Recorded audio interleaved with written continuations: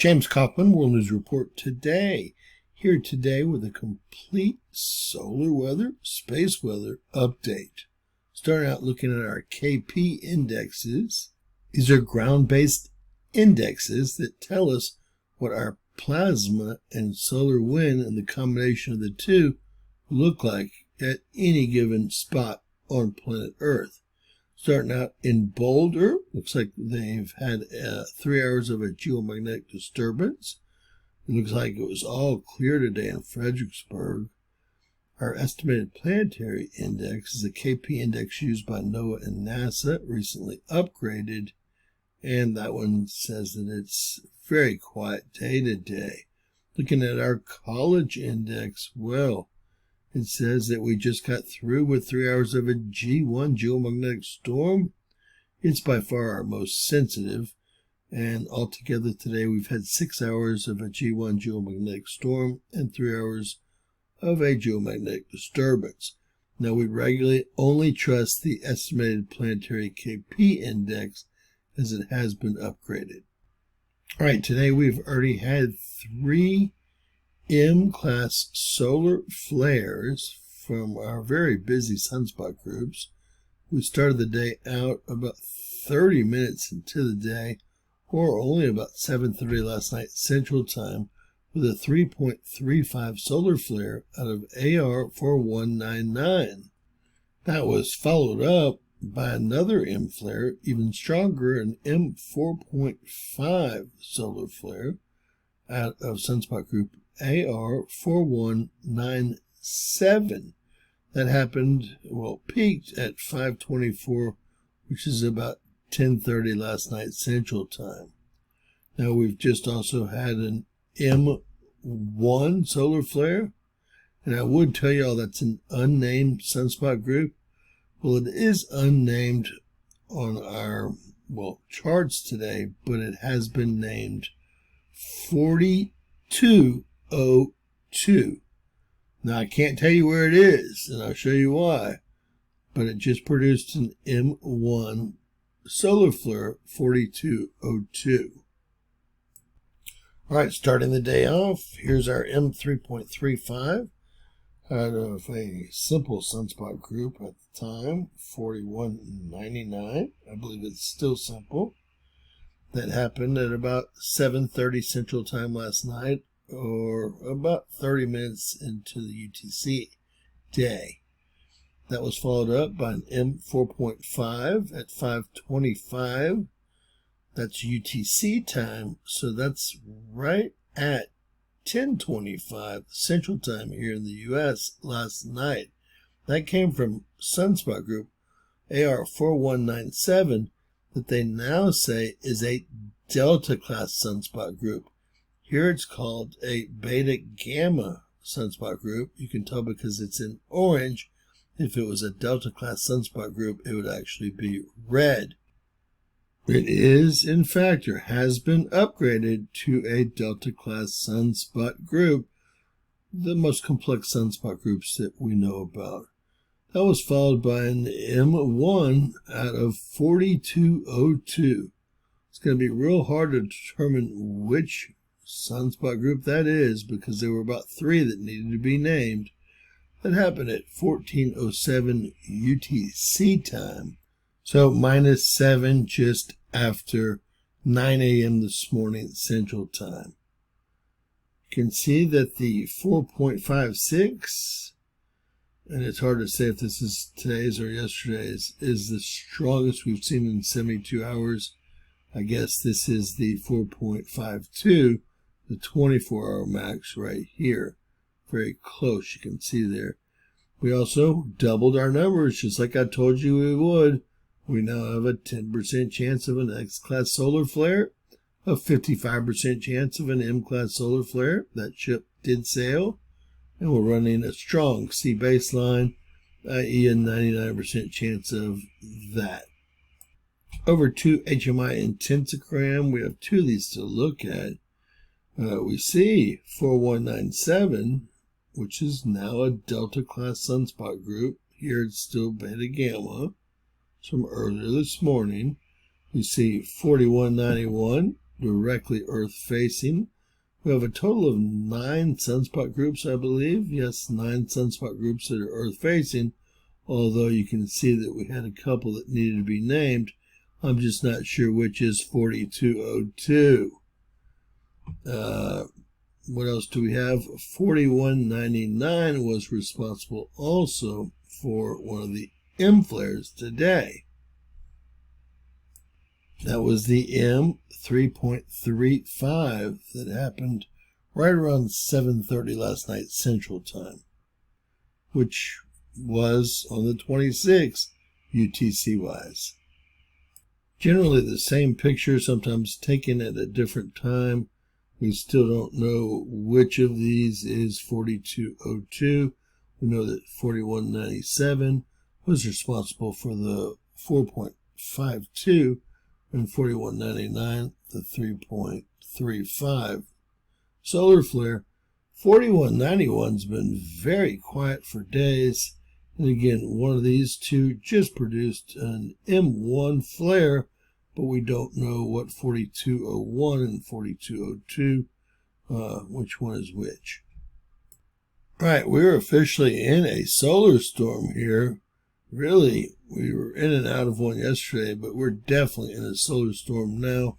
This is our ghost proton flux, a solar storm or protons pouring in our poles. And we see the 10 million volts of electricity line breaking over the space weather threshold here. And the 50 million volt line in blue has moved up slightly, but it's not very intimidating. We are getting 10 million volts through both of our poles. They're hardly protected at all by our Van Allen belts. Again, this is a solar storm. When we get hit by solar winds or a filament or a coronal mass ejection, we're in a geomagnetic storm. All right, taking a look at NOAA's KP index breakdown. So their forecast for today, the 26th, tomorrow, the 27th, and 28th. Quiet sailing, folks. Every day there's supposed to be no solar winds or plasma hitting Earth, and I really haven't seen any Earth-directed coronal holes or any Earth-directed filament releases or any Earth-directed solar flares. So I can go with this. All right, over to goes 19 solar ultraviolet composite 195 angstroms. It's so much easier to see what's going on when they remove the filter here. This has been done by happenstance. You can see this line here. It's probably part of the spacecraft itself. Here it goes. So we're going to run through this real quickly. And there is the M1 flare. You can actually see it occur there. I'm guessing it's the second of the 2 sunspot groups. The last one to come around the limb there. The other one must be 4201, just based on the location itself. Very, very strange how we see the spacecraft, I guess, here, and we have a artifact up here. Now, all the M flares we've had over the last 3 or 4 days, we would expect to see plasma shooting in every direction. Maybe not the direction of Earth. We do see plasma at the very end there, and I just don't see how that could be the M1 flare, but it corresponds timing-wise with the M1 flare and position-wise with 4202, or what we think 4202 would be located and where it would be named. That would be the only one that caused a coronal mass ejection, the M1 flare. Strange stuff. Over to NOAA's Space Weather Prediction Center, also recently upgraded for millions of dollars in taxpayers' money. Today is the 26th, jump to the 26th. We see that they believe that plasma is going to start the day off at about 6 and end the day off at about 3 here. So 6 to 3 on plasma. On the 26th here, they see solar winds starting the day off at about 400. And they see them rising up to about 550. So 400 to 550 and 6 to 3. We'll see how good they did when we get to our Discovering A satellites. Over to our D region absorption prediction center. We're in an ongoing polar cap absorption event, which means those protons we saw, i.e. the solar storm, are pouring in the poles where the Van Allen belts don't protect the planet as well as they do everywhere else. And we can see the North Pole is taking the brunt of this. Look at the radio alternation. Radios are going to be useless in the North Pole, and they're going to be having a lot of problems in the South Pole, it looks like. Usually we see the South Pole taking the brunt of this, so this is a little unique. But remember, we're getting fried like an egg. Someone in Arizona on X actually fried an egg on one of the rocks in their garden. Within a pan, actually. Left the pan out for 15 minutes, popped open the egg, it fried in just a few moments. And that was in Arizona yesterday on X. Very interesting that UV is off the hook. All right, this is what has just been named. All this has been named. It's going to be 99 on the top and 02 and 01 on the bottom. Just when you think it's safe to go back in the water, we still have 020 to deal with in orange here, 019 to deal with, and now 021 to deal with. And they all look nasty on the composite down here. And I believe I mentioned it, but this is the back side of the sun, and this is the Earth-facing side on both these composites here. And they're both a day and a half old. This has moved in and been named as discussed. Over to our Discover satellite here. Plasma first. It looks like they did all right. The beginning of the day is here. You can say that's 6. See a 6 in there. Close enough. 6.01. Beginning of the day. And it fluctuated down to 1 and back up to 3 and back up to 6. So they went from 6 to 3. It's been all over the place, but between 6 and 3 and lower. Now, where they really got it wrong was solar winds. Solar winds, they said, would start out at about 425 and end up at about 550. Instead, they started out at 425. And, well, they're down at 330 and back up to 370 and headed back down to 350 currently. So that does not look like a good call on the solar winds. I'll remind y'all of that. Here's the 425 up to 550, really almost 600. I don't know where they saw a coronal hole, but there wasn't one. We're going to take a look at SOHO, 284 angstroms. If there was one, we'll for sure see it. They saw something, but they got that dead wrong. All right, checking our work. It looks like everything checks out. Here we started at about 450. This is really the beginning of the day, so let's say 425. And down, down, down to 300. So, of course, the Space Weather Prediction Center got this completely wrong. Temperature reinforces everything we're seeing here. And they did a pretty good job on the plasma from 6 to 3, from 6 to 3, although it went even lower than 1 centimeter cubed a few times. All right, STO HMI magnetogram image. This is a mess. Look at the white over black here. No wonder it's a Delta class sunspot. It's a reverse polarity sunspot. This is 4191, 4197, 4199, and you can't see 01 or 02 on this composite. And this was taken last night, which is the reason that see if SOHO's any newer. This was taken at 6:06 Central Time this morning. and we can't really make out any of these sunspot groups, but we can see how busy it is.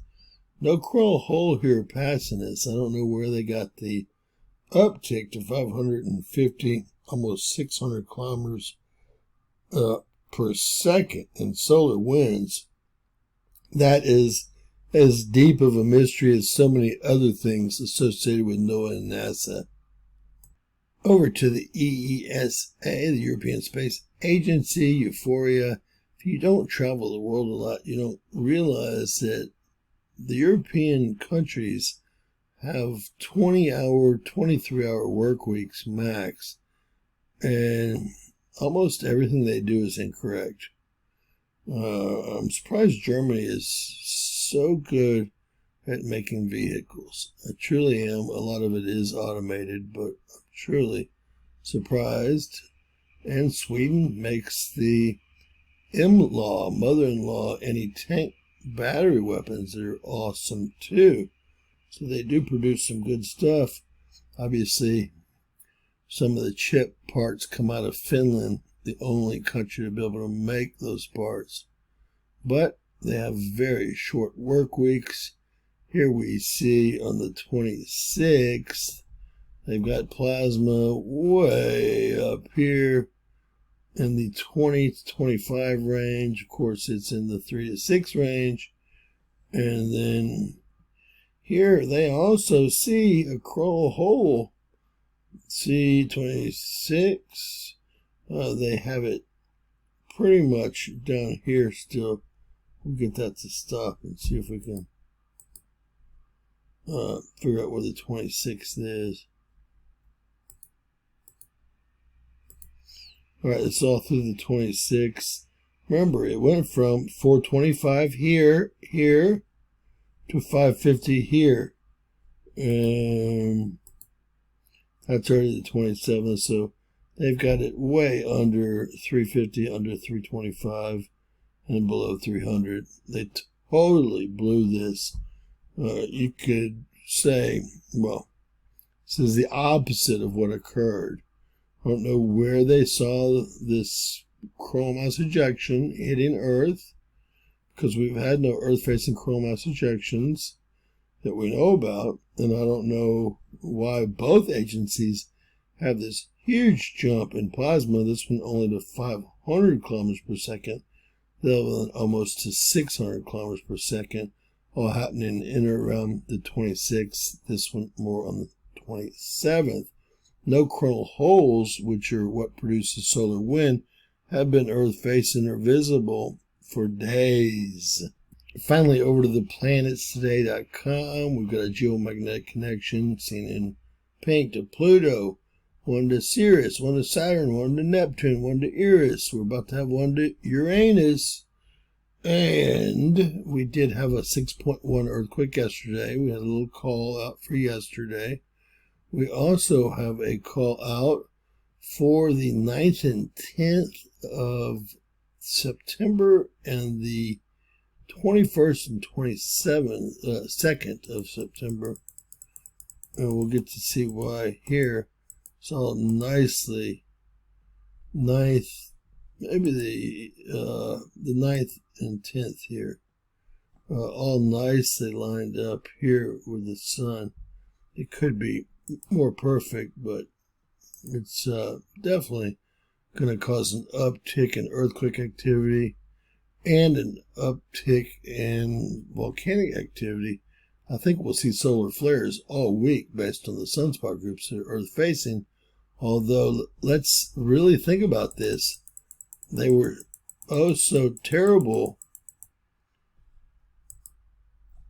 to the right where the gas giants were hanging out. Earth spinning counterclockwise, when they blew those X-flares, they were facing all these geomagnetic connections with Sirius, Eris, Neptune, and Saturn. There really are no geomagnetic connections. We do connect to Uranus. Let's see when we do that. So the 9th, 10th, but the real strike zone is going to be, there's Uranus connection there, which is terrible. This is the real strike zone here. The 21st and 22nd. Expect a huge earthquake or 10, and expect an uptick in volcanic activity. Expect solar flares over the month of September when Earth is on this side of the solar system. Well, it's just a much busier time solar flare wise.